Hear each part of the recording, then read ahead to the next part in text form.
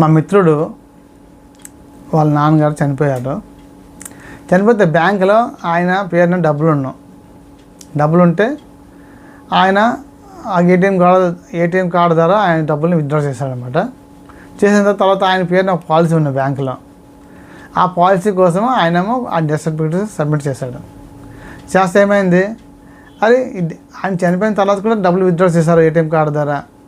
కాబట్టి ఈ డబ్బులు వెంటనే బ్యాంకులో జమ కట్టాలని చెప్పారు. సార్ అది మా డబ్బులే కదా, మా నాన్న డబ్బులే కదా అంటే, లేదు ఆ డెత్ సర్టిఫికేట్ వచ్చింది కాబట్టి ఆ డెత్ సర్టిఫికేట్ ముందు వరకట తీసుకోవచ్చంట.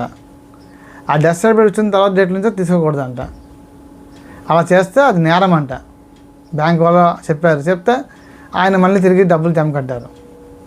జమ కడితే అప్పుడు ఆ జమ అయిపోయేవి. ఇప్పుడు ఆ బ్యాంకులో డిపెండెంట్ పేరు వాళ్ళ అమ్మగారు చనిపోయి ఉన్నారు. అప్పుడేమన్నారు బ్యాంక్ వాళ్ళు, మీ అమ్మగారు చనిపోయారు కాబట్టి ఇప్పుడు మీరు లీగల్ హెయిర్ సర్టిఫికేట్ కావాలంట. వాళ్ళ 3 అందములు 2 అబ్జర్లు.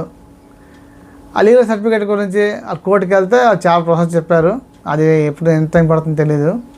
అది 5 సంవత్సరాలు పట్టవచ్చు కూడా. అది అవుతుందో తెలీదు. అది అయిన వరకు ఈ కేసు ఇలాగే ఉంటుంది, డబ్బులు దొరకవు. అది ఆయన నాన్న అకౌంట్లో 80,000 రూపాయలు ఉన్నాయి. అది బ్యాంక్కి దగ్గర ఉన్నాయి. మీకు విషయం ఎందుకు చెప్తున్నానంటే, ఈ బ్యాంకులో రూల్స్ ఇలా ఉంటాయి. అన్నీ మీకు ఇచ్చినట్టుగా ఉంటాయి. కానీ ఇప్పుడు పాలసీ కట్టాలనుకో, మీ డిపెండెంట్కి మొత్తం డబ్బులు దొరుకుతాయి అన్నీ అంటారు. ఆ డిపెండెంట్ ఏదో అన్లకి వలన కర్మకాలి చనిపోతే సరే, ఇక నా డబ్బులు మనకి దొరకవు. ఆ డబ్బులు తిన్న గవర్నమెంట్కి వెళ్ళిపోతాయి. ఇలా ఉన్న పరిస్థితి.